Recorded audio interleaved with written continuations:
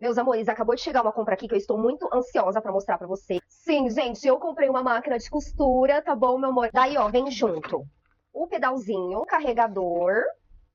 Aí, gente, ela parece uma máquina de brinquedo, tá? Eu juro pra vocês. Olha o tamanho disso aqui. Ela tem os 12 pontos aqui em cima. Interessante também, porque dá pra usar somente com pilha. Esses itenzinhos que são super necessários, ó, pra fazer casinha de botão também tem como. Eu estou muito feliz com essa aquisição, porque sempre foi uma vontade minha muito grande, tá bom? Ter uma máquina de costura. Nem que fosse portátil, levinha assim, pra fazer coisas básicas.